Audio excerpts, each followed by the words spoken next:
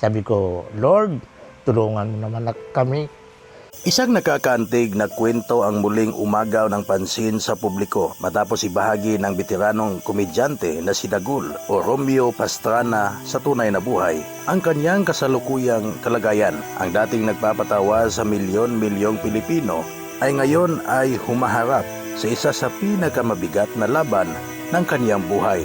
Nakilala si Romeo Pastrana o Dagul bilang isa sa mga pinakasikat na komedyante noong dekada 90 at unang bahagi ng taong 2000 sa kaniyang kakaibang talento sa pagpapatawa at natatanging personalidad. Naging bahagi siya ng maraming palabas sa telebisyon at pelikula. Marami ang lumaking napapatawa sa kaniyang mga eksena dahilan upang mahalin siya ng sambayanang Pilipino. Ngunit ngayon, ibang kwento na ang kaniyang kinakaharap. Sa isang panayam, hindi napigilan ni Dagul ang maging emosyonal habang ikinukwento ang kanilang pinagdaraanan. Ayon sa kanya, ang pinakamalakas niyang sandata ngayon ay ang pananampalataya dahil sa sunod-sunod na problemang pangkalusugan, kabilang ang pneumonia, problema sa pagtulog at patuloy na pagmamanman sa kanyang kidney. Hirap na siyang kumilos.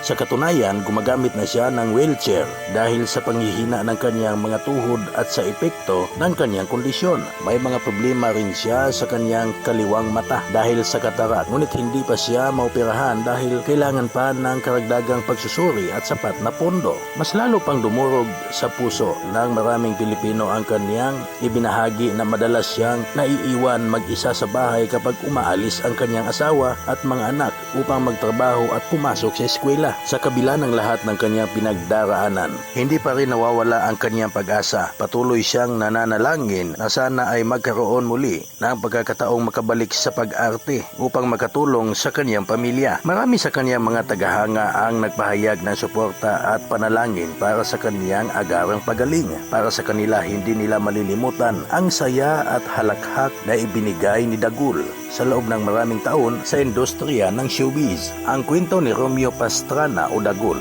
ay isang paalala na ang mga artistang minsang nagpasaya sa atin ay dumaraan din sa matinding pagsubok. Sa kabila ng sakit, hirap at kakulangan, nananatili siyang matatag at kumakapit sa pananampalataya. Hangad ng marami ang kanyang tuluyang pagaling at ang araw-araw na muli siyang mapanood sa telebisyon na may ngiti sa labi at muling nagbibigay ng saya sa bawat Pilipino. Para sa inyong mensahe ng suporta at panalangin para kay Dagul, maaari nyo itong ibahagi sa comment section. At huwag kalimutang i-like, i-follow at i-subscribe ang artikulo. Maraming salamat!